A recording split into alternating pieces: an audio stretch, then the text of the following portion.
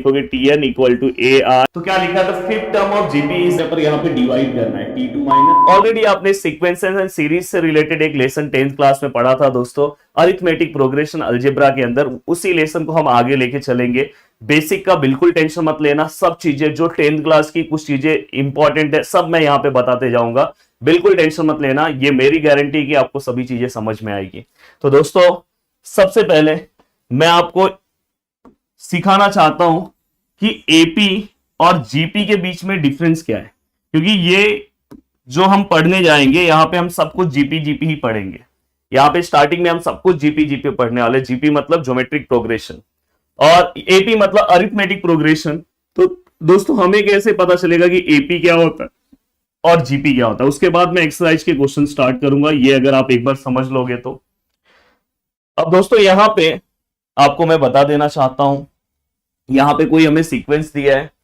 हम क्या करते हैं, सबसे पहले पहले वाले को हम T1 लेंगे, दूसरे वाले को हम T2 लेंगे, तीसरे वाले को हम दोस्तों T3 लेंगे और चौथे वाले को हम दोस्तों T4 लेंगे और उसके बाद वाले को हम T5 लेंगे। अब दोस्तों हम एपी के अंदर, याद होगा आपने 10th क्लास में हम डिफरेंस निकालते थे। डिफरेंस हम कैसे लेते थे, पहले सेकेंड वाला फिर फर्स्ट वाला। तो यहां पे हम क्या करते थे, 21 याद रखो, 2 माइनस 1 21। तो यहां पे हम क्या करते थे, सेकेंड वाला फिर फर्स्ट वाला। अब सेकेंड वाला क्या था दोस्तों, 5 माइनस 2 इक्वल टू 3। फिर हम क्या करते थे दोस्तों, फिर से अगर मुझे डिफरेंस निकालना तो सेकेंड वाला तक हो गया। अब उसके आगे कौन है, थर्ड वाला। तो यहाँ पे पहले थर्ड वाला लिखूंगा, फिर से क्या लिखूंगा, थर्ड सेकेंड। अब यहाँ पे क्या आएगा, सेकेंड वाला। तो यहाँ पे क्या हो जाएगा, 8 minus 5 which is equal to 3। अब दोस्तों यहाँ पे थर्ड वाले तक हो गया है, तो उसके आगे क्या आएगा, 4 माइनस 3। तो यहाँ पे नेक्स्ट क्या आएगा दोस्तों, T4 माइनस T3। तो यहाँ पे दोस्तों 11 minus 8 which is equal to 3। Then दोस्तों इसके बाद अगर मुझे निकालना है 4 तक हो गया तो 5 माइनस 4 लूंगा। तो यहाँ पे क्या आएगा दोस्तों, T5 minus T4। T5 is 14 minus 11 which is equal to 3। अगर आप ध्यान से प्यार से अगर आप देखोगे तो यहाँ पे आपको एक चीज कॉमन दिख रही है दोस्तों, यहाँ पे जो डिफरेंसेस हम ले रहे हैं दोस्तों वो 3 3 3 3 आ रहा है। तो difference between any two conjugative term is constant. यहाँ पे आप देखोगे तो 3 3 3 एक ही नंबर आपको दिखाई दे रहा है। इससे मैं बोल सकता हूं therefore the given sequence is in AP, मतलब ये एपी के अंदर है। वही ये हमने 10th क्लास में ऑलरेडी पढ़ लिया है, बस ये आपको एक और भी मैं दे रहा था कि ये एपी है। अब जीपी आपको 11th में पढ़ना है। जीपी क्या होता है, जस्ट एक मिनट ध्यान देना, आपको समझ में आ जाएगा। इसमें भी वही करना है दोस्तों जो आपने यहां पे किया है। देखो T1 T2 T3 T4, ये आपने किया। यहां पे आपको डिफरेंसेस नहीं निकालना होता दोस्तों, यहां पे आपको रेशियो निकालना होता है। यहां पे आपको रेशियो कैसे निकालना होगा, जैसे आपने वहां पे T2 माइनस T1 किया, पर यहां पे डिवाइड करना है। T2 माइनस T1 नहीं करना है, यहां पे T2 डिवाइड बाय T1 करना है। तो यहां पे अगर मैं T2 को डिवाइड करूंगा तो 4/2 which is equal to 2। Then इसके बाद आपको पता है अगर 2 हो गया तो अब क्या करूंगा, 3 से 2 करूंगा। तो यहाँ पे क्या आएगा, T3 और यहाँ पे क्या आएगा, T2। T3 इज 8 एंड 4, तो फाइनली यहाँ पे भी 2 आया। देन दोस्तों इसके बाद अगर मैं देखूंगा तो यहाँ पे क्या आएगा, T4 और T3। तो फाइनली दोस्तों ये 16 है और ये 8, अगर मैं इससे डिवाइड करता हूं तो ये भी कितना आएगा दोस्तों, 2। तो अगर आप देखोगे ratio of any two conjugative terms is constant. यहां पे अगर आप देखोगे इनके जो रेशियो आ रहे हैं दोस्तों कांस्टेंट आ रहे हैं। अगर आप एक और चीज से अगर समझना चाहते हो तो देखो ये 2 2 2 2 सेम आ रहे हैं। इससे मैं ये बोल सकता हूं कि the given sequence is in GP, मतलब ये जीपी में। तो आपको ओवरऑल एक आइडिया आ गया। एपी के अंदर हम क्या करते थे, डिफरेंस निकालते थे, यहां पे हम क्या करेंगे, रेशियो निकालेंगे। बस यही तो आपको सीखना है। चलो अब एक्सरसाइज पे आते हैं। हाँ, एक और चीज मैं आपको बता देना चाहता हूं, जब मैं इसके अंदर टीएन का फॉर्मूला यूज करूंगा तो याद होगा आपको 10th क्लास में हमने यूज किया है a plus N minus 1d। यहां पे टीएन का जो फॉर्मूला है दोस्तों, और याद होगा, और मतलब ओ आर मत लिखना, ए आर लिखना, और ऊपर ले लेना दोस्तों n माइनस 1। हो गया काम। तो ये इसका टीएन का फॉर्मूला है, जो फॉर्मूला हम ये अभी question number first and second में बार बार यूज करेंगे। और दोस्तों चलो 1 बाय 1 स्टार्ट करते हैं। क्वेश्चन नंबर फर्स्ट स्क्रीन पे दिखाई दे रहा है, check whether the following sequences are GP, if so write TN. बोल रहा है कि क्या ये जो सीक्वेंस दिया है जीपी में है, अगर है तो दोस्तों टीएन निकालो। देखो यहाँ पे मैंने आपको ऑलरेडी सब सिखा दिया है, अगर एक क्वेश्चन आप ध्यान से और देख लोगे तो आराम से इस टाइप के क्वेश्चन को सॉल्व करोगे।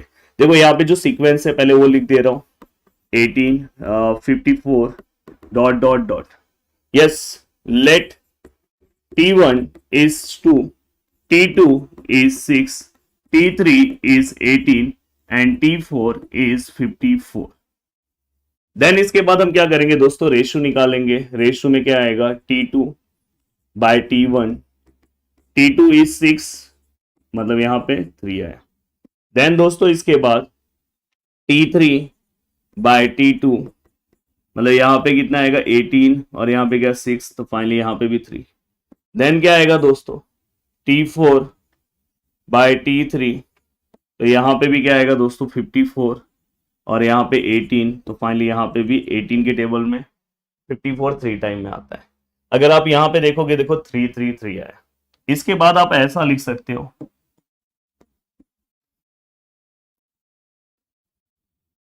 The ratio of any two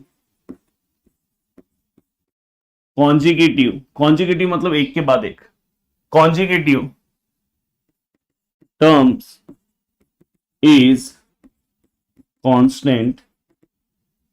the ratio of any two consecutive term is constant and therefore the given sequence is in GP. The given sequence is in GP मतलब ये geometric progression में है। अगर है तो आपको क्या करना है दोस्तों, टीएन निकालना है। टीएन का फॉर्मूला याद कराया था और n-1। अब दोस्तों टीएन बोला है तो ऐसे ही रहेगा। ए कितना है दोस्तों, हाँ ए मतलब आपको पता होना चाहिए फर्स्ट टर्म। ए मतलब क्या होता है दोस्तों, फर्स्ट टर्म। तो ए हमारा कितना है 2 है। आर आपको पता चल गया कितना है दोस्तों 3 है। n-1 मतलब यहाँ पे n-1। सभी से मेरा रिक्वेस्ट है कोई भी ये दोनों को मल्टीप्लाई नहीं करेगा। 3 के ऊपर कुछ है दोस्तों, अगर वो सॉल्व हो जाता है तो आप मल्टीप्लाई कर सकते हो, पर n-1 को हम कैसे सॉल्व कर सकते हैं, पॉसिबल ही नहीं है। हाँ यहाँ पे अगर 2-1 3-1 रहता, नंबर्स रहता तो मैं सॉल्व कर लेता। 3 के ऊपर अगर 2 रहता तो मैं 3 का स्क्वायर 9 लिख के फिर 2 से मल्टीप्लाई कर देता। तो ये सम इतना ही रहेगा। मुझे उम्मीद है कि आपको समझ में आ रहा है। अगर सपोज ये अगर कांस्टेंट टर्म नहीं आया, the ratio of any two consecutive term is not constant, जैसे नंबर सेम नहीं आए तो वहां पे लिख दो is not constant and therefore the given sequence is not in GP. Now question number second, देखो अब दिखने में माइनस दिख रहा होगा, बहुत सारे लोगों को डर लग रहा होगा। सेम क्वेश्चन सेम तरीका, कुछ अलग नहीं। ये देखो T1 1, T2 -5, T3 25, T4 -125। Yes, अगर हमें क्या निकालना है दोस्तों, सबसे पहले अपने को R निकालना है। तो हम क्या करेंगे T2 बाय T1 मतलब -5/1। फाइनली यहाँ पे क्या आएगा -5, क्योंकि नीचे 1 को हम कंसिडर नहीं करते। अब दोस्तों दूसरा अगर निकालना है T3 बाय T2 तो यहाँ पे आप 25 लिखोगे और साथ में यहाँ पे -5। तो फाइनली 5 के टेबल में 25 5 टाइम में आता है और माइनस, नीचे का माइनस हम ऐसे ही लिख देंगे। दोस्तों साथ में मैं आपको बताते भी जाऊंगा कि इंपॉर्टेंट क्वेश्चन क्या है। ये क्वेश्चन नंबर 1 इतना ज्यादा इंपॉर्टेंट नहीं है, हो सकता है कि एक आध क्वेश्चन आपके एग्जाम में आ जाए, बट क्वेश्चन नंबर 2 जो है दोस्तों, जो मैं कराऊंगा वो बहुत ही ज्यादा इंपॉर्टेंट है। उसमें से कोई ना कोई क्वेश्चन आपके एग्जाम में आपको दिखाई देगा। अब दोस्तों यहाँ पे देखो R इक्वल टू, यहाँ पे देखो T2 हो गया ना, T3 तक हो गया। अब T4 लेंगे, T4 by T3। Yes, what is T4 minus 125? What is T3 is 25। 25 का नॉर्मली अगर नहीं आता तो 5 के टेबल से डिवाइड करो, बट 25 का टेबल पता होगा। 25 के टेबल में 125 5 टाइम आता है एंड देन माइनस। अगर आप देखोगे फिर से नंबर सेम है तो आप यहाँ पे फिर से वही डायलॉग लिखोगे, the ratio of any two consecutive terms is constant and therefore the given sequence is in GP. Same लिखना है, मैं लिख नहीं रहा हूं। और लिखने के बाद दोस्तों आपको उसके बाद आप निकाल दो टीएन का फॉर्मूला आपको पता है ARn-1। ए का वैल्यू क्या है दोस्तों, जो सबसे पहला वैल्यू होगा 1, और आर का वैल्यू क्या है आपको पता है -5। तो यहाँ पे -5 है इसलिए ब्रैकेट में, एंड दोस्तों n-1 और ये आ गया आपका टीएन का वैल्यू। तो इस तरह से वो लाइन लिखना है आपको, अगर लाइन नहीं लिखोगे तो मार्क्स कट हो जाएगा। अब दोस्तों चलते हैं नेक्स्ट क्वेश्चन की ओर। देखो ये रूट देख के बहुत सारे लोगों को बहुत डर लगता है, पर अभी अगर मैं अभी बता दूं तो रूट से डर भी आपका निकल जाएगा। ये देखो यहाँ पे अगर आप मेरे लेक्चर्स को ध्यान से स्टार्टिंग से सुन रहे हो तो आपको कोई दिक्कत नहीं है। Let T1 √5, T2 1/√5, T3 1/5√5 and T4 1/25√5। देखो दोस्तों T1 लिखा, T2 लिखा, T3 लिखा, T4 लिखा, सब कुछ लिख दिया। अब आपको पता है रेशियो लेना है। रेशियो में क्या लेना है दोस्तों? T2/T1। T1/T2 मत ले लेना, T2/T1, पहला सेकेंड वाला फिर फर्स्ट वाला। यस, व्हाट इज T2 हमने लिख दिया, व्हाट इज T1 हमने लिख दिया। फाइनली अगर मैं इसे सॉल्व करूं तो देखो ये 1/√5 जो ऊपर वाला है ये ऐसे ही रहेगा, या तो आप ऐसे ही समझ सकते हैं √5 ये नीचे आ जाएगा और यहाँ पे ऑलरेडी √5 है। देखो एक और चीज आपको बता दूं, कभी भी अगर कोई भी नंबर ऐसा है तो ये ऐसा हो जाएगा, ये 2 यहाँ नीचे आ जाएगा तो 2 × 3 ऐसा हो जाता है। तो वैसे ही ये √5 यहाँ पे आके इससे मल्टीप्लाई हो गया। और अगर आप स्टार्टिंग से मेरे साथ मैथ्स पढ़ रहे हो, नहीं पढ़ रहे हो तो अभी पढ़ लो। √5 जैसे अगर कोई भी दो नंबर अगर रूट पे से मल्टीप्लाई हो रहे हैं, दोनों सेम नंबर हैं, तो रूट गायब हो जाएगा। तो दोस्तों यहाँ पे डायरेक्टली क्या आ जाएगा? 5। अब दोस्तों नेक्स्ट निकालते हैं R इक्वल टू, अब देखो 2 तक हो गया तो अब क्या आएगा? T3 और T3 से छोटा T2। Yes, what is T3? 1/5√5। What is T2? 1/√5। अब अगर देखोगे तो दोस्तों देखो, अब यहां पे आप चाहोगे, देखो ये देखो ये √5 कभी कैंसिल नहीं होता क्योंकि ये √5 नीचे है और ये ऊपर है, इसके नीचे कुछ नहीं है तो 1 है। और यहाँ पे देखो 1 है, यहाँ पे 1 है, ये देखो ये चाहिए तो आप ये देखो ऐसा लिख सकते हो 5√5। और ये वाला नंबर नीचे अगर दोनों नंबर है तो ये उल्टा हो जाएगा। उल्टा हो जाएगा मतलब यहाँ पे क्या आ जाएगा? √5 ऊपर आ जाएगा और 1 नीचे हो जाएगा। देखो 1/√5 को उल्टा करेंगे तो क्या होगा? √5/1। अब ये √5 कैंसल, तो फाइनली यहाँ पे भी आंसर क्या है? 1। 5 1 जा 5, मल्टीप्लीकेशन सीधा सीधा होता है। इसको भी आप ऐसे ही कर सकते थे, नीचे 1 लेके इसे उल्टा करोगे तो 1/√5 और ये 1/√5। देन इसके बाद नेक्स्ट है R इक्वल टू, अब देखो यहाँ पे T3 हो गया, अब क्या करेंगे दोस्तों? T4/T3। Yes, what is T4? 1/25√5, तो 1/25√5। एंड दोस्तों T3 क्या है? 1/5√5। अब अगर मैं इसे सॉल्व करूं तो 1/25√5 और दोस्तों ये उल्टा हो जाएगा तो क्या आ जाएगा? 5√5/1। अब देखो ये √5 कैंसिल हो गया, 5 1 जा 5 5 जा, तो फाइनली यहाँ पे भी आंसर कितना है? 1/5। अब दोस्तों यहाँ पे अगर आप ध्यान रखोगे, देखो 1/5 1/5 1/5, तो आप लिख सकते हो the ratio of any two conjugative term is constant and therefore the given sequence is in GP. और फाइनली दोस्तों उसके बाद आप क्या निकालोगे? Tn। और Tn कैसे निकालते हैं वो मैं आपको बता दे रहा हूं। देखो यहाँ पे क्या लिखोगे? Tn equal to ARn-1। Tn equal to A का वैल्यू क्या है दोस्तों? The value of A is √5, ये √5 हो जाएगा। The value of R is, R के वैल्यूज हमने निकाले हैं दोस्तों 1/5 1/5 एंड दोस्तों n-1 ऐसे ही रहेगा। तो फाइनली ये हमारा क्या हो गया दोस्तों? आंसर हो गया। पर आपको वो लाइन लिखने के बाद इस आंसर को लिखना है। अब देखो यहाँ पे नेक्स्ट क्वेश्चन, अब मुझे लग रहा है कि इस टाइप के क्वेश्चन को आप आराम से सॉल्व कर लोगे। देखो यहाँ पे late T1 T2 T3 T4, अब यहां पे अगर हम सॉल्व करें तो R इक्वल टू क्या आएगा दोस्तों? T2/T1 मतलब 4/3। अब 4/3 को तो डिवाइड कर ही नहीं सकते तो उतना ही रहेगा। Next R equal to T3/T2, तो फाइनली अगर आप देखोगे तो यहां पे जो आंसर है दोस्तों 5/4। और नेक्स्ट अगर आप देखोगे T4 एक्चुअली इसके आगे ही नहीं सॉल्व करना चाहिए पर मैं कर दे रहा हूं 6/5। अगर आप देखो सभी नंबर्स अलग अलग दिख रहे हैं दोस्तों। देखो यहाँ पे 3 है, फिर 4 है, फिर 5 है, फिर 6 है, तो 4/3, फिर 5/4, फिर 6/5, सभी नंबर्स अलग दिख रहे हैं। तो क्या लिखोगे? The ratio of any two consecutive term is not constant and therefore the given sequence is not in GP. अब यहां पे आपको TN नहीं निकालना है, याद रखना यहां पे TN क्या नहीं करना है, फाइंड आउट नहीं करना है, क्योंकि अपने पास R का वैल्यू ही नहीं है और ये जो टर्म है दोस्तों जीपी में ही नहीं है, जीपी में रहा तो टीएन निकालना, तो यहां पे डायरेक्ट लिख दो the ratio of any two conjugative term is not constant and therefore the given sequence is not in GP. बस सम वहीं पे खत्म हो गया, तो प्लीज आपको लिखना है। अब दोस्तों एक क्वेश्चन जो है ये मैं आपको देना चाहता हूं, प्लीज मुझे कमेंट करके बताना कि इसका आंसर क्या आ रहा है, ये प्लीज आपको सॉल्व करना है।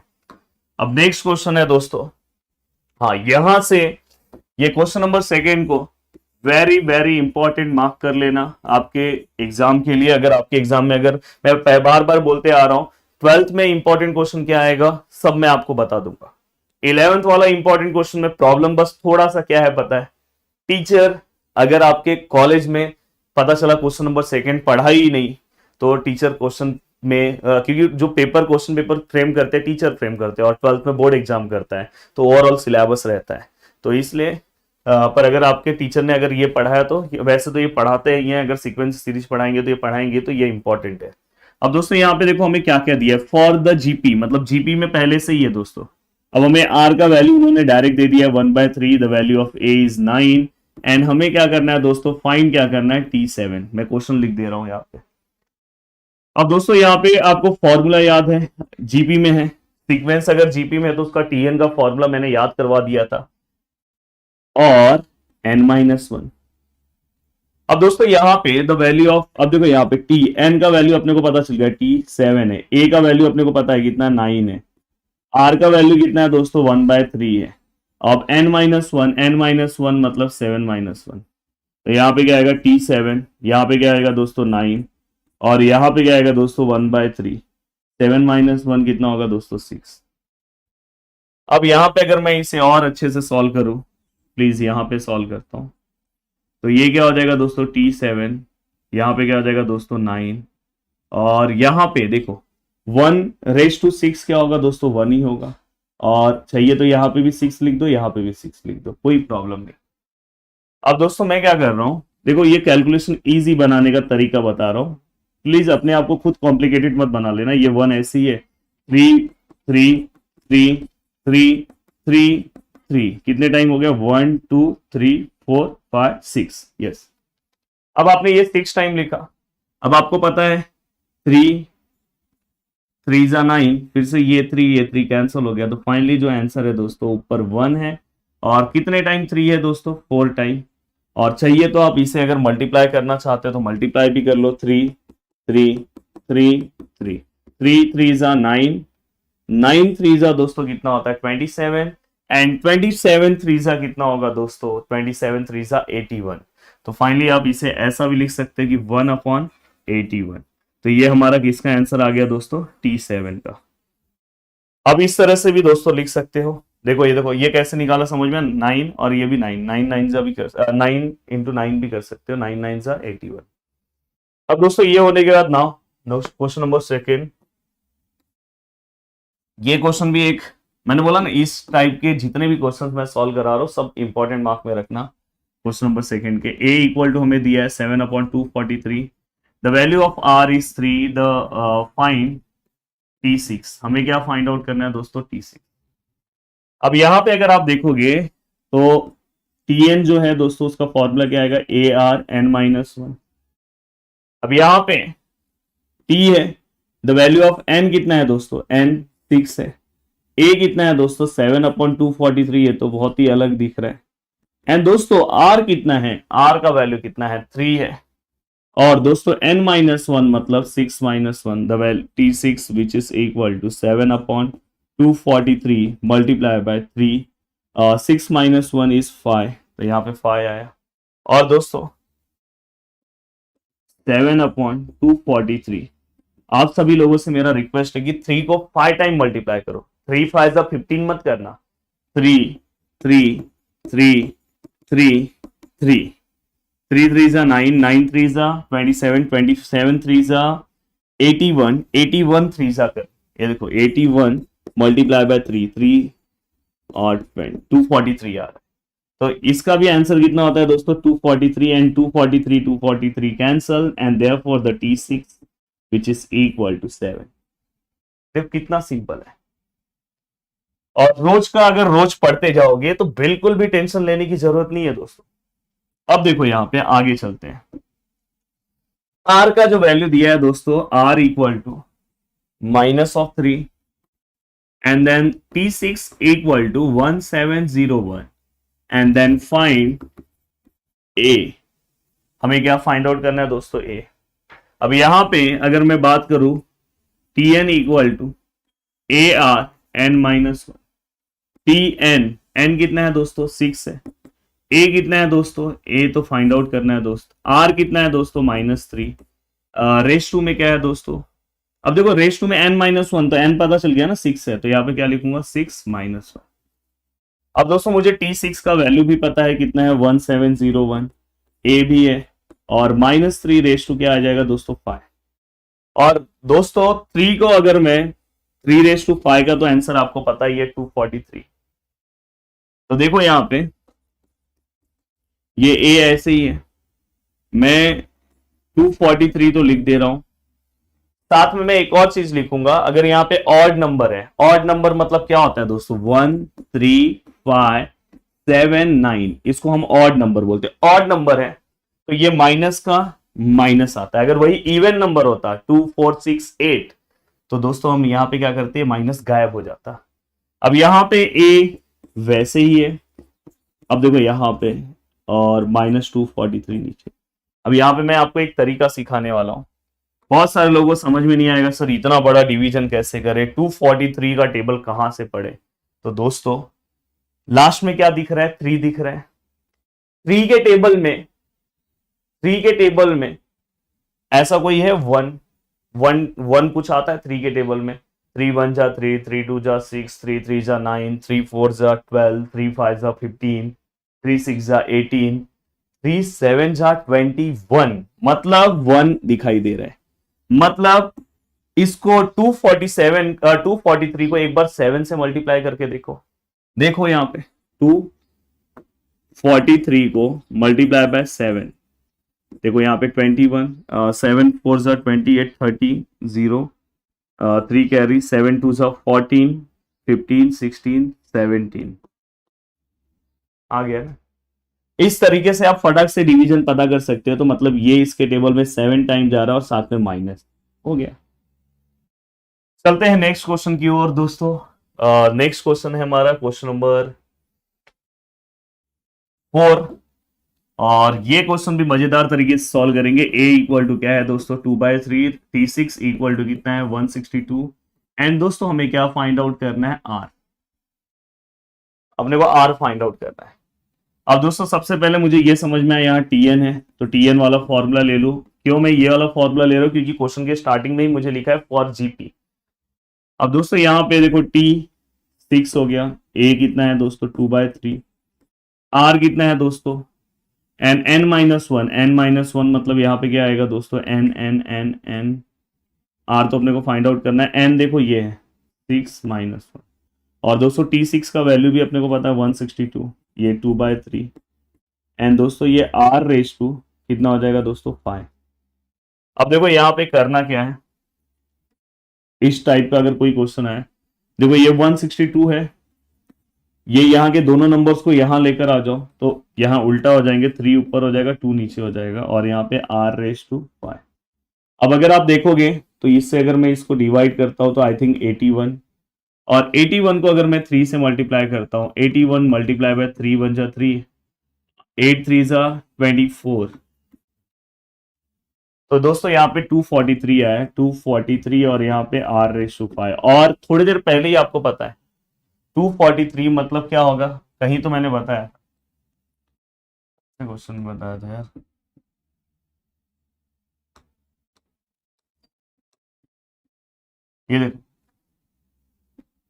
ये देखो मैंने बताया था 243 मतलब 3 को कितने टाइम मल्टीप्लाई करना है दोस्तों 5 टाइम। तो मुझे पता है, ऑलरेडी मुझे पता है और आपको समझने के लिए भी मैं बता दूं, यहां पे कोई नंबर ऐसा बनाना है कि जिसका पावर 5 आए तो ये सम सॉल्व हो जाएगा। तो मैं यहाँ पे मुझे पता है कि 3 रेस टू 5, ये तो मुझे डायरेक्ट पता है।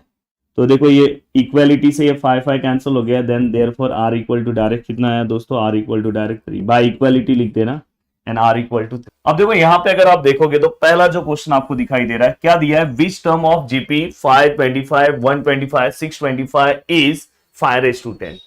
मतलब बोल रहे जैसे ये फर्स्ट टर्म है, ये सेकेंड टर्म, ये थर्ड टर्म, ये फोर्थ टर्म, तो ऐसा कौन सा टर्म है जो 5:10 होगा। तो दोस्तों देखते हैं इसे किस तरह से सॉल्व करना है। इस तरह का अरिथमेटिक प्रोग्रेशन में भी हमने 10th में क्वेश्चन सॉल्व कर लिया है।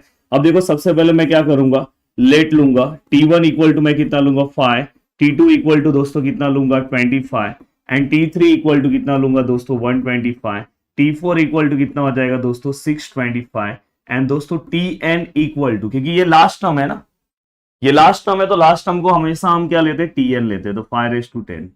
तो ये हमने ले लिया, सभी t1 t2 t3 t4 and something लिख दिया। अब ये लिखने के बाद दोस्तों आपको पता है फॉर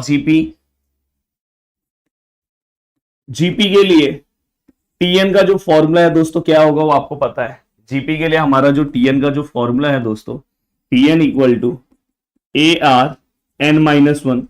मुझे उम्मीद है कि आपने इसके पहले वाला मेरा लेक्चर देखा होगा।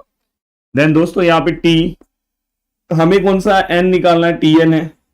देन यहाँ पे दोस्तों क्या है, a, the value of a। हाँ हमेशा याद रखना कि जो t1 होता है वही क्या होता है, a होता है। तो t1 का वैल्यू कितना हो गया दोस्तों 5, तो यहाँ पे क्या हो गया 5। हाँ r का वैल्यू आप यहां से निकाल सकते हो। r का वैल्यू हम कैसे निकालेंगे दोस्तों, r equal to t2 bye t1 हम डिवाइड करेंगे, तो यहाँ पे क्या होगा 25 divide by 5 which is equal to 5। तो हमें यहाँ पे r का वैल्यू भी आ गया 5 और यहाँ पे दोस्तों क्या है n-1। अब दोस्तों यहाँ पे आपको tn का वैल्यू पता है, tn का वैल्यू कितना है 5:10, ये भी हमने लिख दिया। अब फाइनली अगर आप देखोगे, देखो ये दोनों टर्म सेम है, अगर यहाँ पे इसके ऊपर कुछ नहीं है तो दोस्तों 1 है। आपने 8th क्लास में इंडाइसिस पढ़ा होगा a⁻n। अगर दोनों ऐसे मल्टीप्लीकेशन में है तो हम उसे 1 टाइम a लिखते हैं और ऊपर वाले टर्म का दोस्तों प्लस कर देते हैं। तो वैसे यहाँ पे हम 5 1 टाइम लिखेंगे दोस्तों, और ऊपर वाला यहाँ पे क्या है 1 है, और दोस्तों यहाँ पे क्या है n-1, दोनों को हमने प्लस कर दिया, तो देखो -1 +1 -1 cancel, then 5:10 which is equal to 5:n। अब अगर आप बाय इक्वालिटी लोगे, देखो नीचे के नंबर सेम है तो ऊपर के नंबर भी क्या हो जाएंगे दोस्तों, सेम हो जाएंगे, and therefore the n which is equal to दोस्तों कितना हो जाएगा 10। हाँ अगर नीचे के नंबर सेम नहीं होते तो n इक्वल टू 10 आप नहीं लिख सकते थे। तो इस तरह से इस क्वेश्चन को आपको दोस्तों क्या करना है, सॉल्व करना है। मतलब हमें मिल गया, कि विच टर्म ऑफ 5:10 कौन सा टर्म है दोस्तों, 10th टर्म है। तो या यहाँ पे आप लिख सकते हो कि 10th term 5:10 is the 10th term. कौन सा टर्म होगा दोस्तों, 10th टर्म। मतलब ये देखो first term, second term, third, fourth, 5th 6th 7th 8th 9th 10th number पे आएगा। तो इस तरह से आप निकाल सकते हो। अब दोस्तों आगे चलते हैं नेक्स्ट क्वेश्चन की ओर। हाँ ये क्वेश्चन आपको अपने एग्जाम के लिए करना चाहिए। मैं इसे बहुत ही मोस्ट इंपॉर्टेंट क्वेश्चन नहीं कर रहा हूं, पर ये इंपॉर्टेंट क्वेश्चन की तरह आप ले सकते हो। ये क्वेश्चन आपको प्रैक्टिस करके जाना चाहिए। अब देखो यहाँ पे हमें x का वैल्यू निकालना है और हमें बोला है कि जीपी में है। अब देखो यहाँ पे पहला जो रहेगा, पहला जो टर्म है दोस्तों 4/3, उसको अपन क्या लेंगे t1। दूसरा टर्म जो है दोस्तों x, उसको t2, एंड तीसरा टर्म हम लेंगे दोस्तों 4/27 को हम क्या लेंगे दोस्तों t3। अब ये जो टर्म है दोस्तों जीपी में है। अब जीपी में अगर टर्म है तो आपको पता होगा कि इस टाइप का क्वेश्चन आया तो आपको किस तरह से सॉल्व करना है। तो आपको r का वैल्यू पता है, हम r कैसे निकालते हैं दोस्तों, t2/t1। और अगर मुझे r निकालना है तो कैसे निकाल सकता हूं, t3/t2। याद होगा आपको।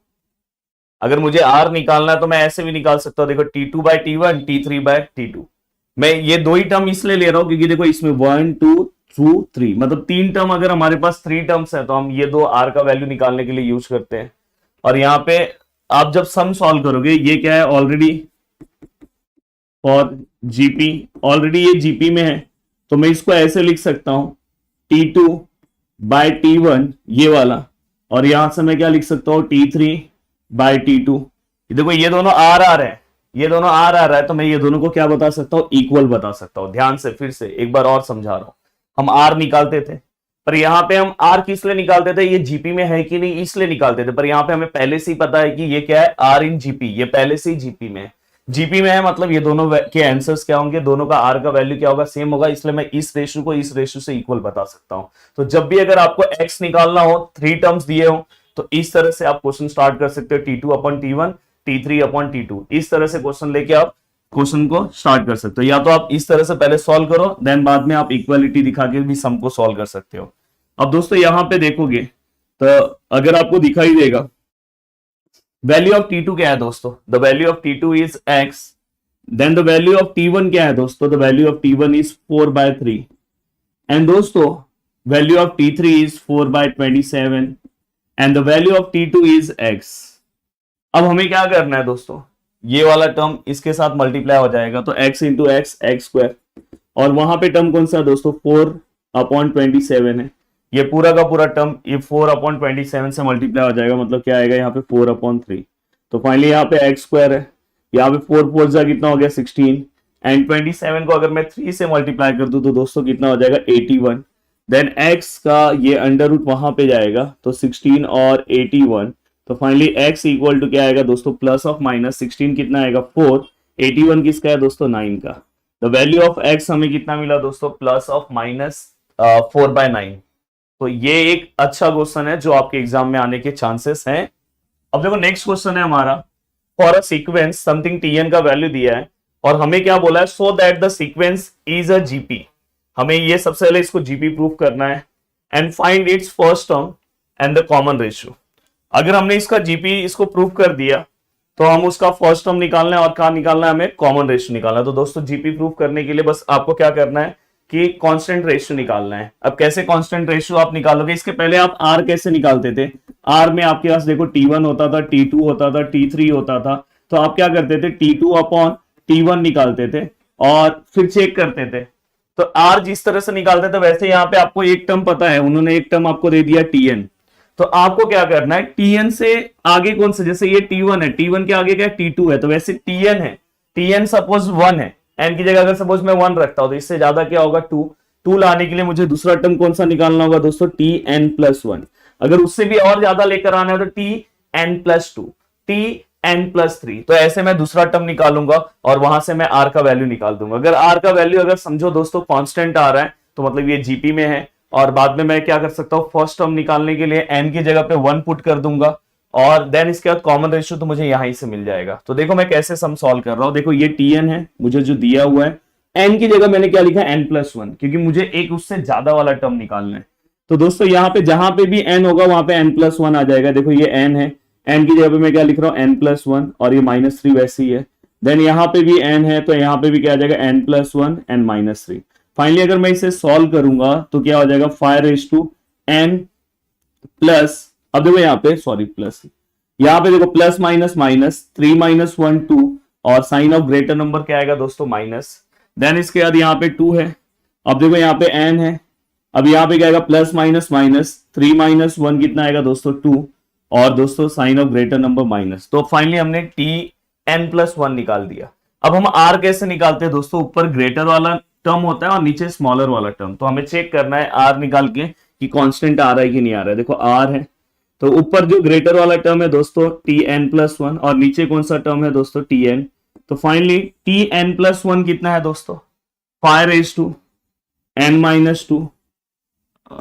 मुझे अच्छे से लिखना होगा 5n-2 अपॉन 2n-2, और दोस्तों Tn कौन सा है सर, तो Tn यहाँ पे 5n-3 upon 2n-3।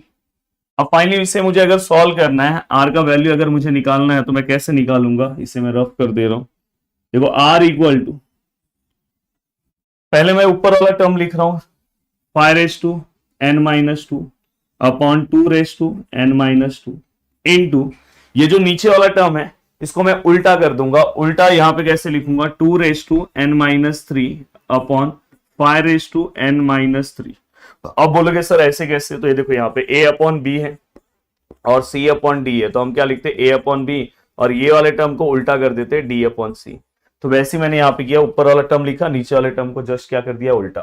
Then the value of r equal to, ध्यान से देखो ये फाइ है, ये फाइ है, तो इसका कैलकुलेशन साथ में हो जाएगा। आपने इंडाइसिस में एक रूल पढ़ा है, अगर ऊपर m है और नीचे n है और ये दोनों सेम है, तो आप ऐसे लिख सकते हैं a और यहाँ m माइनस n।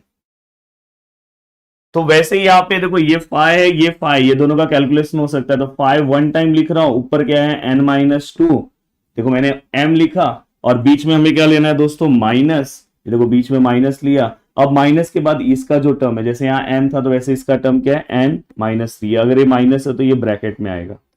सेम ऐसे में क्या कर सकता हूं दोस्तों, इसका लिख सकता हूं। अब सेम अगर मुझे इसका लिखना है, या तो देखो मैंने यहाँ पे लिखा इनटू, ये टू का लिख रहा हूं, टू क्या है n माइनस थ्री है, ये वाला जो टर्म है ये वहां जाएगा तो क्या होगा, माइनस होगा, तो n माइनस टू और यहाँ पे ब्रैकेट माइनस है, तो r equal to five raise to n minus two minus n plus three into two raise to n minus three minus n plus two. अब अगर मैं देखूं तो देखो minus n plus n cancel हो गया, यहाँ पे minus n plus n cancel हो गया, तो r equal to five raise to, देखो प्लस माइनस माइनस मतलब minus plus minus three minus two one, मतलब यहाँ पे फाइव रेस टू वन आया, इंटू टू रेस टू, यहाँ पे अगर आप देखोगे minus plus minus three minus two one, और sign of greater number minus है तो माइनस वन, तो फाइनली मैं ये फाइव रेस टू वन को तो ऐसे ही रखूंगा, ये अगर माइनस में इसको नीचे लेकर आऊंगा तो दोस्तों क्या हो जाएगा प्लस, और ऊपर वन लिख के कुछ मतलब नहीं है, अगर मैंने सपोज लिखा भी तो ये देखो ये माइनस था नीचे लाया प्लस हो गया, तो r इक्वल टू क्या है फाइव बाई टू, और फाइव बाई टू दोस्तों क्या है कांस्टेंट है, and therefore the given sequence is in GP, आप वो लाइन लिखोगे। अब गिवन सीक्वेंस आपने लिखा है कि five by two is a constant and therefore five by two is a constant and therefore the given sequence is in GP. आपने लिख दिया कि गिवन सीक्वेंस जीपी में है, पहला काम तो आपने कर दिया। अब उसके बाद उन्होंने बोला है रेशियो निकालने के लिए, रेशियो तो आपको मिल गया r equal to five by two, ये तो हो गया, और उन्होंने क्या बोला है साथ में फर्स्ट टर्म निकालो, उन्होंने बोला है फर्स्ट टर्म निकालना है, रेशियो तो आपने निकाल दिया, फर्स्ट टर्म निकालने के लिए मैं बाजू में ही निकाल देता हूं, आप नीचे निकालना। फर्स्ट टर्म निकालने के लिए बस इसके अंदर वन पुट कर दो। अब यहां पे अगर मैं वन पुट कर दूं, देखो वन, ये यहां पे भी वन और यहां पे भी दोस्तों वन, यहां पे पूरे जहां जहां पे n है, तो t1 equal to five raise to minus two and two raise to minus two. अब t1 इक्वल टू, अगर आप सॉल्व करने जाओगे तो देखो ये वाला जो टर्म है, अगर मुझे प्लस करना है, ये वाला टर्म प्लस करना है तो इसको ऊपर ले लूंगा तो ये प्लस हो गया, और ये वाला टर्म प्लस करना है तो इसको नीचे ले लूंगा तो ये क्या हो जाएगा प्लस। ये समझ लेना, इंडाइसिस का रूल है, देखो ये a raise to minus m है, इसको अगर मुझे प्लस करना है तो वन अपॉन समथिंग नीचे लिखना होगा, और अगर सपोज कोई नीचे वाला टर्म है उसको प्लस करना है तो उसको ऊपर कर दो, तो देखो इसको मैंने नीचे कर दिया, इसको ऊपर कर दिया, तो फाइनली यहाँ पे 4 आएगा और यहाँ पे क्या आएगा दोस्तों 25। तो ये क्वेश्चन अपना सॉल्व हो गया। अब चलते हैं दोस्तों नेक्स्ट क्वेश्चन की ओर और नेक्स्ट क्वेश्चन सॉल्व करते हैं। अब दोस्तों नेक्स्ट जो हमारा क्वेश्चन है, अब यहां से तीनों ही क्वेश्चन बहुत ज्यादा इंपॉर्टेंट है आपके एग्जाम के लिए, हो सकता है कि तीनों में से कोई क्वेश्चन आपके एग्जाम में वो पूछ ले, तो आपको बहुत अच्छे से सॉल्व करने आना चाहिए। तो ये तीनों क्वेश्चन मेरा आपको सजेशन है कि बहुत अच्छे से सॉल्व करना है। सबसे पहले the find three numbers in GP so that such that their sum is 21। सबसे पहले three numbers in GP, let three numbers in GP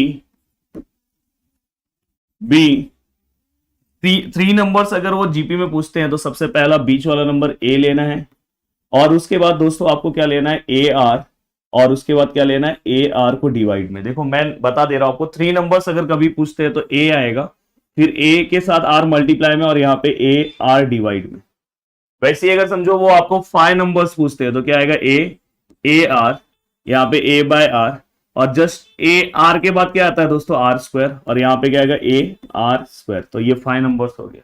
अगर वो फोर नंबर्स पूछते हैं दोस्तों तो यहाँ पे आप क्या ए वाला टर्म आपको नहीं लेना है, ये ए वाला टर्म नहीं लेना है, ये दोनों लेना है। तो आप कौन सा टर्म लोगे ए आर, और कौन सा लोगे दोस्तों ए बाय आर। फिर इसके बाद आपको एक स्टेप छलांग लगाना है, मतलब यहाँ पे क्या आएगा दोस्तों ए आर स्क्वायर नहीं आएगा आर क्यूब, और यहाँ पे भी क्या आएगा ए आर क्यूब। तो इस तरह से ये आपका थ्री कॉन्जिक्यूटिव टर्म हो गया, थ्री टर्म्स इन जीपी हो गया। ये आपका कौन सा हो गया फाइव टर्म्स इन जीपी, और ये आपका क्या हो गया 4 टर्म्स इन जीपी। तो इस तीनों से रिलेटेड कोई ना कोई एक क्वेश्चन आपके एग्जाम में दिखाई देगा, जो जबकि ये जो मैं क्वेश्चन अभी कराने जा रहा हूं दोस्तों, ये थोड़ा सा बाकी ये इसके बाद के जो दोनों क्वेश्चन है उसके कंपैरिजन में थोड़ा सा अलग क्वेश्चन है कैलकुलेशन वाइज। बस अगर पर आप अच्छे से सॉल्व करोगे तो आपको आएगा। Find 3 numbers in GP such that their sum is 21। क्या लिखा है? Sum is their sum is 21। Sum मतलब प्लस, मतलब यहां पे a by r plus a r which is equal to दोस्तों कितना होगा? 21। अब हम क्या करेंगे? अब हमें यहाँ पे इसका प्लस है, अब हमेशा क्या करना है कि उसके बाजू में अगर आप देखोगे तो दूसरा भी कंडीशन दिया होगा।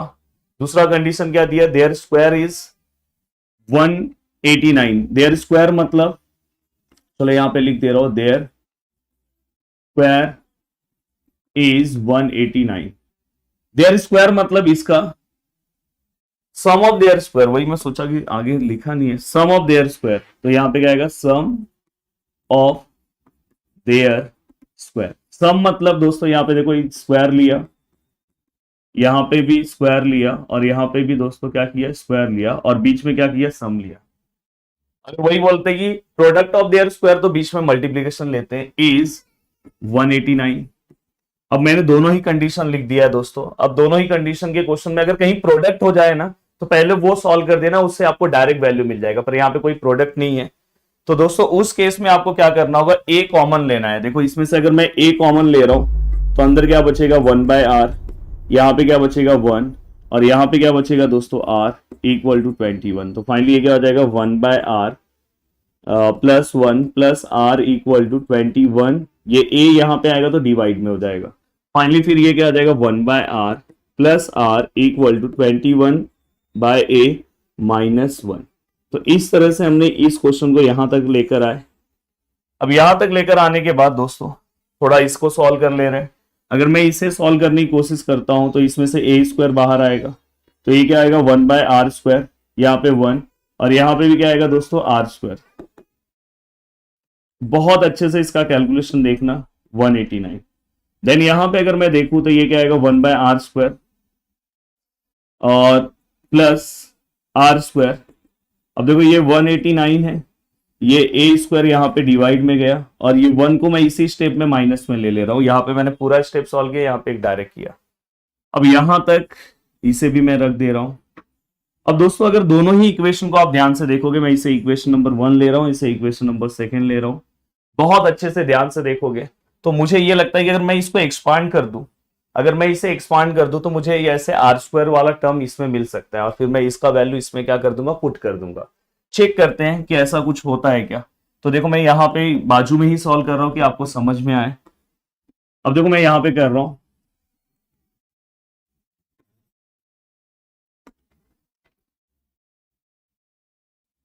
Taking square on both sides in equation number 1।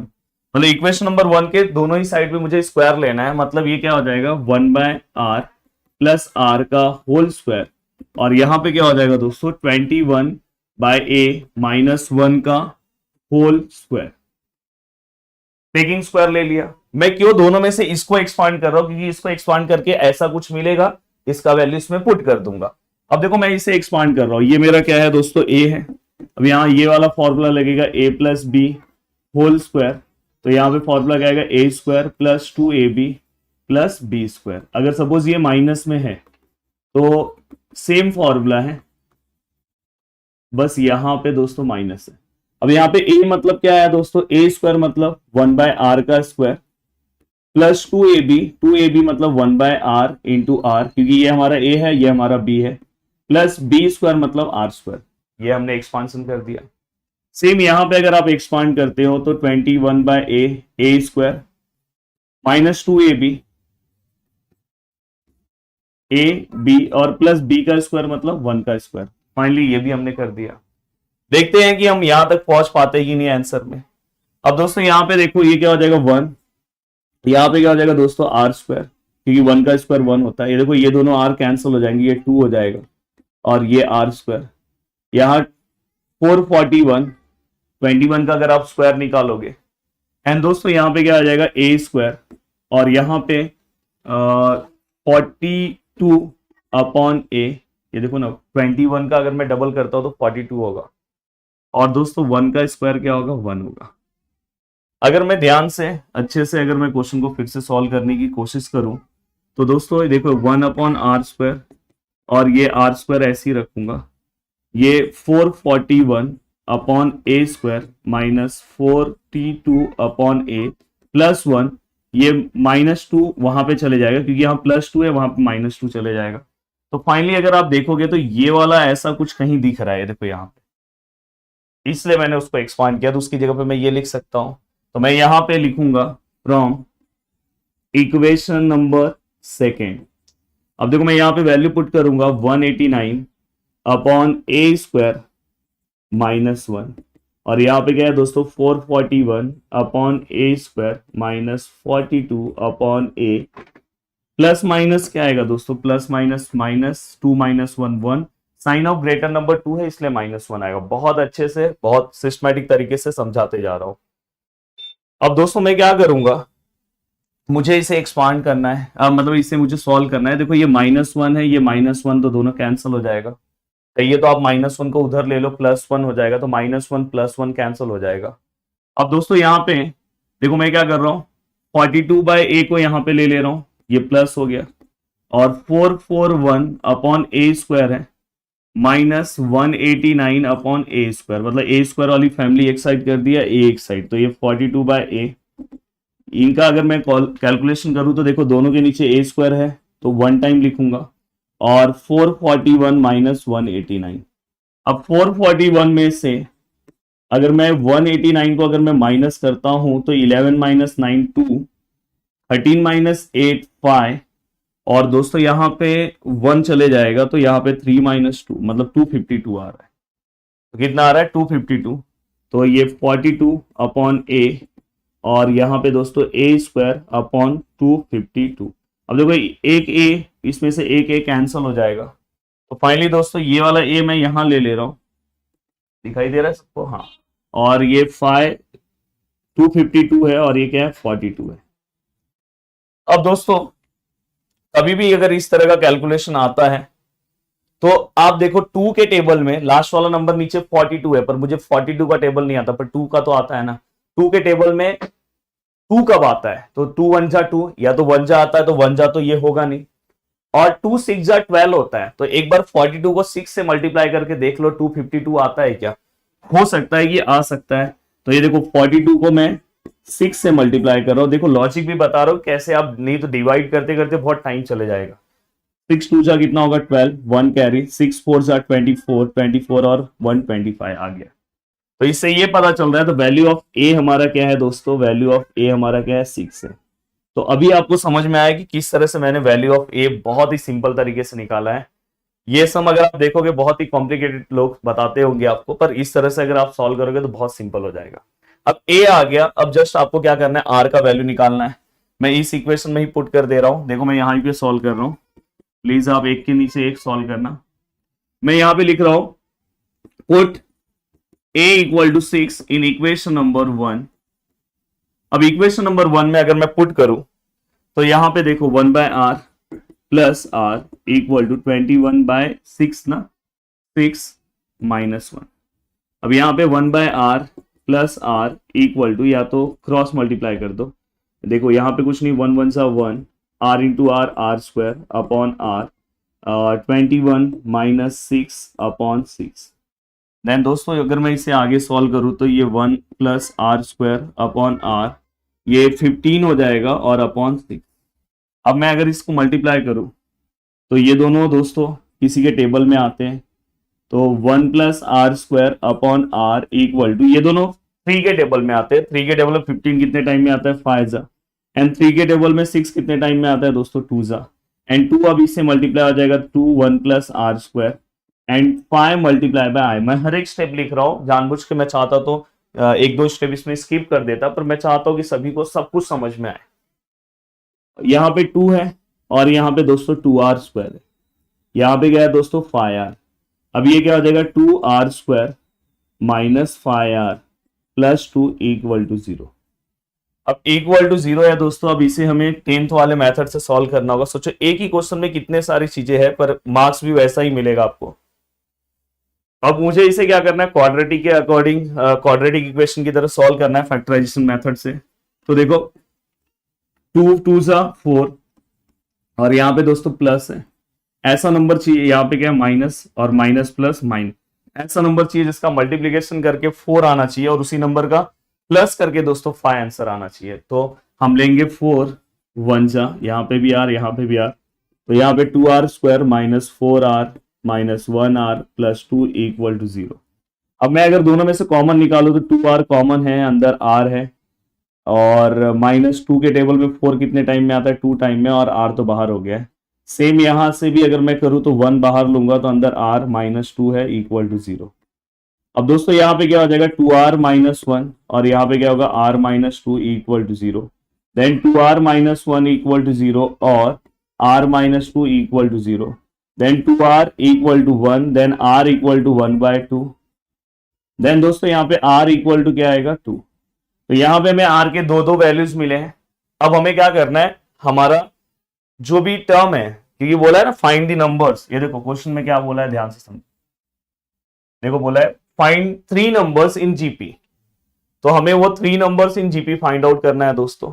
ये जैसे ही आपका हो गया उसके बाद आप 3 numbers in GP find out करोगे। देखो यहां पे 3 नंबर्स इन GPR। अब देखो यहां पे जब भी R के दो वैल्यूज मिलेंगे तो समझ जाना कि दो जोड़ी में आंसर मिलेगा। पहला A का वैल्यू क्या है दोस्तों 6 और R का वैल्यू मैं क्या ले रहा हूं 1/2, और सेम बाजू में A का वैल्यू फिर से 6 और R का वैल्यू फिर से कितना आएगा 2, क्योंकि हमें R के दो वैल्यूज मिले। अब दोस्तों यहां पे आपको पता है कि हमने जो स्टार्टिंग में लिया था, हमने पहला क्या लिया था A/R, फिर हमारा टर्म क्या था A, फिर हमारा क्या था AR। ये मैं कहां से लिख रहा हूं पता है ना, स्टार्टिंग में देख लो आपकी बुक पे, मैं बार बार उसको ऊपर नीचे नहीं करूंगा। A कितना है दोस्तों 6 है, R कितना है दोस्तों 1/2। फाइनली ये 2 ऊपर जाएगा, 6 मल्टीप्लाई बाय 2 12, पहला टर्म 12 मिल गया। देन यहाँ पे A कितना है 6 है, दूसरा टर्म 6 मिल गया। A कितना है 6 है, R कितना है 1/2 है, तो फाइनली यहाँ पे आंसर कितना आ गया 3। तो इस तरह से आपने ये सॉल्व कर दिया। देन यहाँ पे क्या हो गया दोस्तों A/R A, और यहाँ पे क्या A/R। अब A कितना है दोस्तों 6 है, R कितना है दोस्तों 2 है, तो फाइनली यहाँ पे आंसर कितना है 3। A कितना है दोस्तों 6 है, A कितना है दोस्तों 6 है, R कितना है 2, तो फाइनली यहाँ पे 12। तो फाइनली हमें 3 टर्म्स इन जीपी मिल गया। पहला टर्म जो है दोस्तों क्या है 12 है, 6 है, 3 है, और जस्ट यहाँ पे देखोगे इसी का उल्टा रहेगा, 3 है, 6 है, 12 है। तो तुम्हें हमें यहाँ पे क्या हो गया, दो वैल्यूज यहाँ पे दोस्तों मिल गया, और यही हमारा क्या फाइनल आंसर। अब इसके बाद के जो क्वेश्चन है बहुत ही सिंपल क्वेश्चन है इसके कंपैरिजन में जो हमने अभी सॉल्व किया। ये सब क्वेश्चन आप बहुत आसानी से बहुत सिंपल तरीके से सॉल्व कर सकते हो। Most of the time exam में सिंपल क्वेश्चन ही आता है, इसलिए मैंने तीनों ही क्वेश्चन आपको सॉल्व करने के लिए बोला है। Find 4 number in GP such that, देखो 4 नंबर तो हमें पता है, let 4 number in GP be क्या आएगा बोलो, मैंने क्या बोला है आपको AR A/R, और दोस्तों क्या आएगा AR स्क्वायर, और यहाँ पे सॉरी AR स्क्वायर नहीं आएगा AR क्यूब, और यहाँ पे क्या आएगा दोस्तों AR/क्यूब। आपने अगर मेरा स्टार्टिंग से लेक्चर देखा होगा तो स्टार्टिंग के लेक्चर में मैंने ये समझा दिया था। अब दोस्तों यहाँ पे क्या बोला है, sum of the middle two numbers is 10/3। Middle two numbers मतलब ये दोनों का सम, मतलब यहाँ पे फ्रॉम दी फर्स्ट कंडीशन मैं लिख रहा हूं डायरेक्ट, क्या आएगा सम ऑफ मिडल टू, मतलब दोनों का मैंने सम लिया मतलब प्लस लिया, कितना आएगा आंसर 10/3।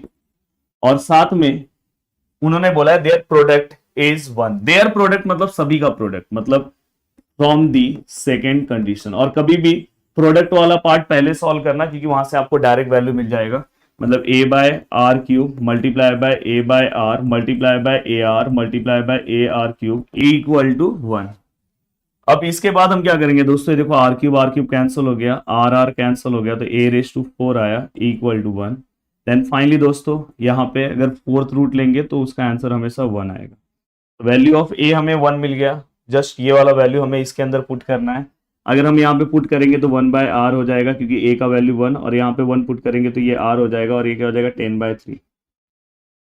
अब यहाँ पे अगर मैं इसे आगे सॉल्व करने की कोशिश करूं तो दोस्तों देखो, जैसे हमने इसके पहले वाला क्वेश्चन सॉल्व किया, 1+r² upon r equal to 10/3।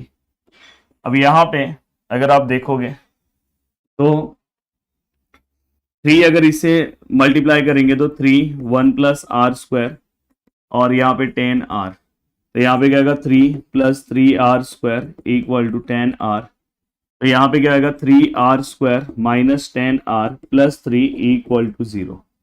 अब हमें क्या करना है दोस्तों, इसके फैक्टर्स बहुत सिस्टमेटिक, बहुत अच्छे तरीके से निकालने होंगे। 3 का कितना होगा 9 r² और यहाँ पे क्या आएगा प्लस है, और पहला साइन माइनस है, माइनस प्लस माइनस। ऐसा नंबर चाहिए जिसका मल्टीप्लीकेशन करके 9 आना चाहिए, और उसी नंबर का प्लस करके दोस्तों, उसी नंबर का प्लस करके हमारा आंसर कितना आना चाहिए दोस्तों, 10 आना चाहिए। तो ऐसा कौन सा नंबर है, तो आपको पता है 9 1 जा। तो फाइनली यहाँ पे क्या होगा 3r² minus 9r minus 1r plus 3 equal to 0। Then यहाँ पे अगर मैं देखूं दोनों में कॉमन लूँ तो 3r कॉमन आएगा, r बचा और यहाँ से 3, देन यहाँ से 1 और यहाँ पे भी r माइनस 3 इक्वल टू 0।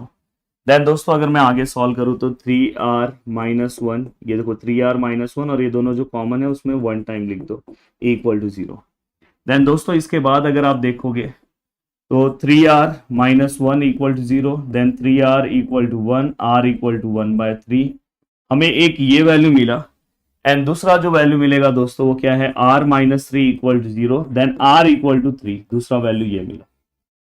अब ये दोनों वैल्यूज और ये वैल्यूज लेके आप क्या कर सकते हो, अपने टर्म को फाइंड आउट कर सकते हो। आपको पता है 4 टर्म निकालना है, तो पहले आप a इक्वल टू कितना लोगे 1 और r इक्वल टू कितना लोगे 1/3। जस्ट ये चारों के वैल्यूज निकालो, देन इसके बाद a equal to 1 and r equal to फिर से कितना लोगे 3, जस्ट फिर ये चारों के वैल्यूज निकालो। ये जो आंसर आएगा जस्ट अपोजिट ये आंसर होगा। तो फटाफट आप सॉल्व करो। अब लास्ट वाला क्वेश्चन तो बहुत सिंपल सा है। अगर आप लास्ट वाला क्वेश्चन देखोगे, देखो क्या लिखा है, find 5 numbers in GP such that their product is 5 numbers. Let 5 numbers in GP be, क्या आएगा दोस्तों, अब 3 नंबर्स वाला आपको याद है तो इसको कर सकते हो AR और यहाँ पे A/R। फाइनली यहाँ पे क्या होगा AR² और यहाँ पे क्या आ जाएगा A/R²। हो गया 5 नंबर्स। अब यहाँ पे जब आप इसे लिखोगे तो किस तरह से आएगा, such that their product is 1024, their product is 1024। तो फ्रॉम दी फर्स्ट कंडीशन, और प्रोडक्ट वाला है तो उसको डायरेक्ट आप सॉल्व कर दो। सभी का सभी जो भी लिखा हुआ है दोस्तों A/R AR AR², सभी को किस में लेना है, प्रोडक्ट फॉर्म में, और इक्वल टू इसका आंसर कितना आएगा 1024। अब अगर मैं ध्यान से देखूं तो यहां पे देखो ये R², ये R, यहाँ पे A⁻² कितना हो गया दोस्तों 5, और यहाँ पे 1024।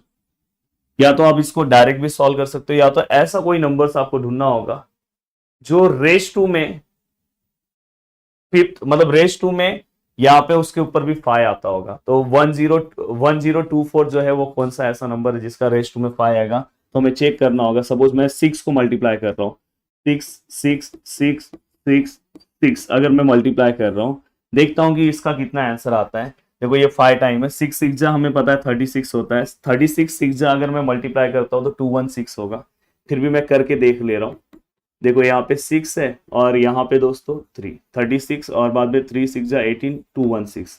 अब 216 को मुझे किससे मल्टीप्लाई करना है दोस्तों, फिर से 6 से मल्टीप्लाई करना है। 6 6 जा 24, 2 कैरी, 6 1 जा 6, 6 और 2 8, और 6 2 जा कितना होगा दोस्तों 12। मतलब यहाँ पे इतने में ही 4 टाइम में ही वो नंबर बड़ा आ जा रहा है, तो जरूर ये नंबर कुछ ना कुछ छोटा होगा। तो मैं क्या कर रहा हूं पता है, अब मैं 5 का नंबर चेक कर रहा हूं, या 4 का पहले चेक कर ले रहा हूं। अब देखो यहाँ पे 4 का चेक कर लेते हैं। 4 को अगर मैं कितने टाइम मल्टीप्लाई करूं, 5 टाइम, तो मुझे 5 टाइम मल्टीप्लाई करने पे ये नंबर मिलता है क्या। देखो 4 4 जा 16, 16 4 जा 64, 64 4 जा, ये तो अपने को करना होगा 64 4 जा 4 4 जा 16, 1 कैरी, 6 4 जा 21 और 25, 256। और बाद में 256 को फिर से 4 से मल्टीप्लाई कर रहा हूं दोस्तों। 4 6 जा 24, 4 5 जा 20, 22 का 2 कैरी, 4 2 जा 8 और 2 10। मुझे पता था कि 4 इसका आंसर आएगा, पर मैं जानबूझ के 6 लिया कि आपको दिखाया कि कभी भी एग्जाम में ऐसे पैनिक नहीं होना है। हमें समझ में आ गया कि 4 नंबर को अगर मैं 5 टाइम मल्टीप्लाई करूंगा तो मुझे पता है यहाँ पे 4 रेस टू क्या है 5, और यहाँ पे क्या है दोस्तों a रेस टू 5। ऊपर के नंबर सेम है, मैं डायरेक्टली लिख सकता हूँ a रेस टू 4। ये आपका हो गया। a का आपने वैल्यू दोस्तों निकाल दिया। अब आपको क्या करना है दोस्तों, a के बाद आपको फ्रॉम दी सेकेंड कंडीशन लेना है, फ्रॉम दी सेकेंड कंडीशन।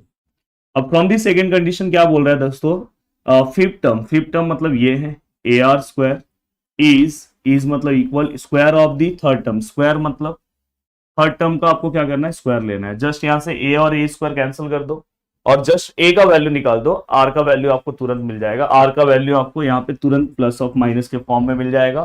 तो क्या लिखा है, the fifth term of GP is x। And दोस्तों इसके बाद फिफ्थ टर्म मतलब आपको पता है T5 हमें कितना है दिया है दोस्तों x। Then 8 term of GP is y। 8 term मतलब T8 हमें क्या दिया है y। एंड दोस्तों 11 term of GP is z। तो फाइनली हमें ये सब चीजें दी है। अब दोस्तों यहाँ पे जीपी बोला है तो हमें टीएन का फॉर्मूला जीपी में पता होना चाहिए, ARN-1। अगर आप मेरा लेक्चर स्टार्टिंग से देखते होंगे तो आपको पता होगा, क्योंकि मैंने ऑलरेडी इसके ऊपर 2 लेक्चर्स बना दिए हैं दोस्तों। अब ये सेम फॉर्मूला यहाँ पे अगर आप पुट करते हो तो देखो AR यहाँ पे n-1, n- मतलब यहाँ पे क्या आएगा 5 - 1 equal to x। Then AR यहाँ पे क्या आएगा दोस्तों 4 equal to x। The value of x is AR raise to 4। Same दोस्तों ऐसे ही आपको किसका वैल्यू निकालना है, t रेस टू 8 का। तो यहाँ पे क्या आएगा AR n-1 मतलब 8 - 1 equal to y। Then AR 8 - 1 is 7 and दोस्तों which is equal to y। Then the value of y भी कंप्लीट हो गया। एंड देन फाइनली दोस्तों T11, तो यहाँ पे क्या आएगा AR n-1 मतलब 11 - 1 equal to z। Then AR 10 which is equal to z। Then the value of z complete हो गया। अब दोस्तों यहाँ पे क्या बोला है, verify y square which is equal to xy। देखते हैं वेरीफाई होता है कि नहीं होता है। अब यहाँ पे दोस्तों हम क्या करेंगे, सबसे पहले y स्क्वायर का वैल्यू निकालेंगे और फिर x इंटू जेड का वैल्यू निकालेंगे। अगर दोनों वैल्यू सेम आ गया तो मतलब वेरीफाई हो गया। वेरीफाई वाले क्वेश्चन में कभी कभार सेम भी नहीं आ सकता है। अगर यहाँ पे y बोला है, y इसमें से कौन सा है दोस्तों, AR रेस टू 7। ये पूरे का क्या करना है, स्क्वायर लेना है। तो अगर मैं इसे सॉल्व करूं तो a का क्या हो जाएगा स्क्वायर और r के ऊपर मल्टीप्लाई हो जाएगा। तो 7 2 सा कितना हो जाएगा दोस्तों 14।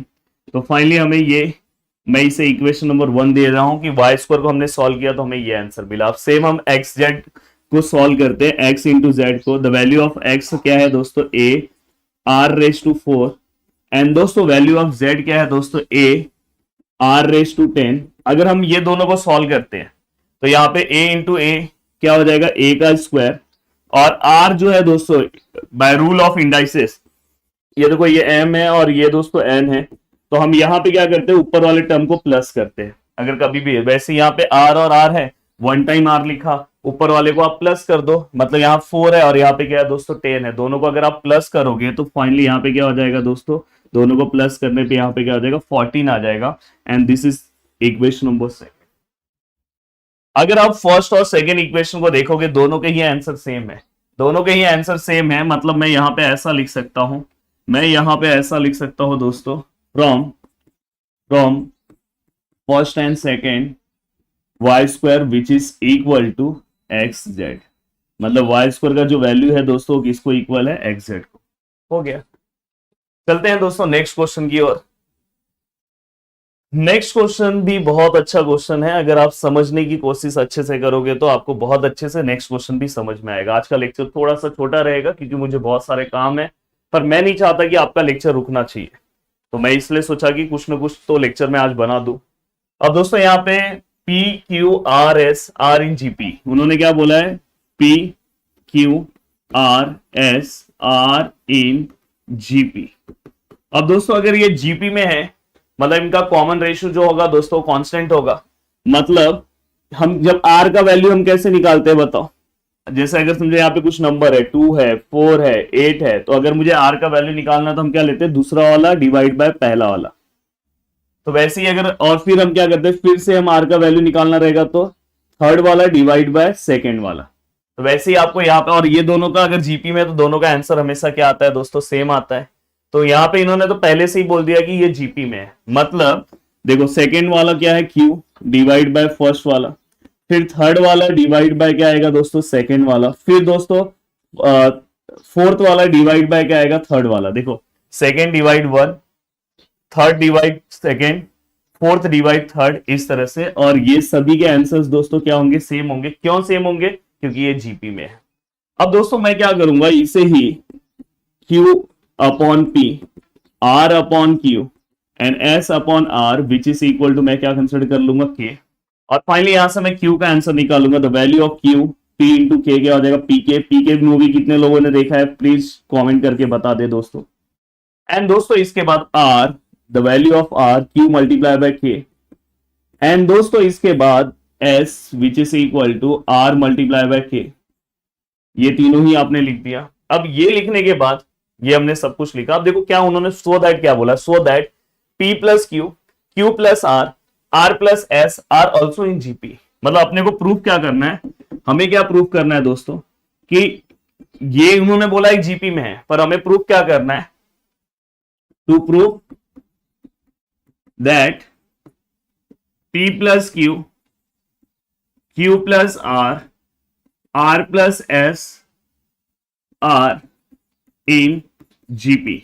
मतलब अपने को ये प्रूफ करना है कि P plus Q, Q plus R और R प्लस S ये किस में होना चाहिए, जीपी में। जीपी में होना चाहिए, मतलब हमें क्या प्रूफ करना है दोस्तों, अगर ये जीपी में होना चाहिए मतलब अपने को, दैट इज हमें क्या प्रूफ करना है दोस्तों, इसका मतलब हमें क्या प्रूफ करना है, देखो सेकेंड डिवाइड बाय फर्स्ट, मतलब Q plus R divide by क्या, P प्लस Q, और थर्ड डिवाइड बाय क्या आएगा दोस्तों, सेकेंड Q प्लस R। अगर ये दोनों का रेशियो क्या होगा, सेम, मतलब अपने को क्या प्रूफ करना है, ये जीपी में प्रूफ करना है, मतलब ये दोनों का रेशियो हमें क्या लेकर आना है दोस्तों, सेम लेकर आना है। अब यहाँ पे आप ये भी लिख सकते हो, इसके यहाँ पे भी लिख सकते हो, टू प्रूफ दैट, मतलब हमें इसको जीपी में लेकर आना है, मतलब हमें second divide by first and third divide by second, ये दोनों का रेशियो क्या लाना है दोस्तों, सेम। मतलब यहां पे हमें क्या करना है दोस्तों, एलएचएस। अब देखो एलएचएस मेरा क्या है दोस्तों, Q plus R P plus Q। अब वैल्यू ऑफ Q क्या आएगा दोस्तों, द वैल्यू ऑफ Q, अगर आप ध्यान से यहां से है क्या, वैल्यू ऑफ Q है यहां पे दिखाई दे रहा है, यहां पे अगर मैं वैल्यू ऑफ Q अगर मैं लिखूं तो P के आएगा, और वैल्यू ऑफ R अगर मैं लिखूं तो Q के आएगा। एंड दोस्तों इसके बाद मैं क्या करता हूं पता है, एक ही वैल्यू पुट कर रहा हूं। देखो अगर सपोज मैंने दोनों वैल्यू पुट किया, देखो Q R, अगर एक बार मैं चेक करता हूं क्या दोनों मुझे पुट करना है कि एक ही पुट करना है, P और Q, यहां पे मैं चेक कर ले रहा हूं। Q मेरा कितना है दोस्तों, P के है। फिर अगर मैं देखूं R कितना है मेरा दोस्तों, Q के है। और अगर मैं नीचे देखूं P और Q, अगर नीचे मैं देखूं P और Q का वैल्यू नहीं है तो भी चल जाएगा। अगर मैं नीचे देखूंगा तो नीचे वैल्यू नहीं है, तो मैं ऐसे भी कर सकता हूं दोस्तों, पर नीचे एक प्रॉब्लम आएगा क्योंकि Q का वैल्यू है। देखो यहाँ पे, देखो मैं आपको दोनों कंडीशन बता दे रहा हूं, नहीं तो मैं डायरेक्ट भी सॉल्व कर देता R, और यहाँ पे क्या है दोस्तों, P और Q। अब Q का वैल्यू आपको पता है, Q का वैल्यू क्या है दोस्तों, P के। अब दोस्तों यहाँ पे R का वैल्यू अगर आप देखोगे तो क्या है, Q के। P का वैल्यू क्या है दोस्तों, P का वैल्यू नहीं है हमारे पास। एंड दोस्तों इसके बाद Q का वैल्यू हमें पता है, P के। अगर आप दोनों में से K कॉमन लेते हो, K कॉमन लेने के बाद एक प्रॉब्लम क्या आ जाता है, नीचे P और P आ जाता है और ऊपर P प्लस Q आ जाता है, थोड़ा सा प्रॉब्लम है। इसलिए हम क्या करेंगे पता है, हम इसके अंदर से बस दो ही वैल्यू पुट करेंगे। हम यहाँ पे देखो, मुझे क्या दोनों का रेशियो सेम लाना है, तो मैं यहाँ पे क्या कर रहा हूँ, Q को ऐसे ही रख रहा हूं। वैल्यू ऑफ R क्या है दोस्तों, वैल्यू ऑफ R है Q के। अब देखो ऊपर Q हो गया, अब नीचे दोस्तों P ऐसे ही है, और वैल्यू ऑफ Q क्या है, वैल्यू ऑफ Q बस पुट कर रहा हूं यहाँ पे, तो क्या आएगा, वैल्यू ऑफ सेकेंड वाला वैल्यू पुट कर रहा हूं, तो वैल्यू ऑफ Q क्या है दोस्तों, P के। अगर मैं इसे सॉल्व करूं, अगर मैं इसे सॉल्व करने जाऊं तो दोस्तों अगर आप ध्यान से देखोगे तो दोनों में Q कॉमन है, अंदर कुछ नहीं है, यहाँ पे 1 और यहाँ पे दोस्तों Q बाहर आ गया तो K, और यहाँ पे क्या है P कॉमन, यहाँ पे कुछ नहीं है 1, यहाँ पे क्या है दोस्तों K। थोड़ा सा मुझे यहाँ पे लेना होगा, देखो हमेशा इसलिए कंडीशन वाइज चीजों को ध्यान से समझना है, नहीं तो ये आपको पता होना चाहिए कि ऐसा मैं क्यों कर रहा हूं। देखो अब ये दोनों कैंसिल हुआ तो यहाँ पे फाइनली क्या हुआ, Q बाय P में आंसर आया। अब Q बाय P अगर मैं अपने पूरे क्वेश्चंस को ध्यान से देखता हूं तो Q बाय P का आंसर क्या है दोस्तों, K है। देखो ना Q by P which is equal to K, तो यहाँ पे हम क्या लिख सकते हैं K। अगर मेरे LHS का आंसर K आया तो मेरे RHS का भी आंसर क्या आना चाहिए दोस्तों, K। तो मैं फाइनली बोल सकता हूँ कि GP में है। अब देखो मैं यहाँ पे RHS लिख रहा हूँ, RHS इक्वल टू यहाँ पे क्या है दोस्तों R plus S Q plus R। The value of R क्या है दोस्तों, फिर से मैं R को सेम ही रखूंगा, कुछ नहीं करूंगा। S का वैल्यू क्या है दोस्तों, R के है, R के। The value of Q same रहेगा, R का वैल्यू क्या है दोस्तों, Q के है, तो यहाँ पे मैं Q के। अब अगर मैं इसे पुट करूं तो दोनों में से बाहर क्या आ रहा है R, तो अंदर 1 प्लस के, और दोनों में से बाहर क्या आ रहा है Q, तो अंदर क्या आ रहा है 1 प्लस के। ये दोनों कैंसल, तो फाइनली यहाँ पे क्या R बाय Q। अब दोस्तों R बाय Q चेक करो, इसमें देखो R by Q equal to भी क्या है, K है। R by Q which is equal to भी क्या है दोस्तों, K है। तो यहाँ पे हम फाइनली यहाँ पे भी हम क्या लिखेंगे, K लिखेंगे। और अगर आप ध्यान से अच्छे से चीजों को देखने की कोशिश करते हो तो यहाँ पे अगर आप देखोगे तो LHS जो है हमारा वो किसको इक्वल हो गया दोस्तों, RHS को। हेंस हम बोल सकते हैं P plus Q, Q plus R और R plus R plus S R इन GP, इसलिए हम बोल सकते हैं अगर यहाँ पे LHS इक्वल टू RHS आया तो हम बोल सकते हैं। इस तरह से हमें ये क्वेश्चन सॉल्व करना है।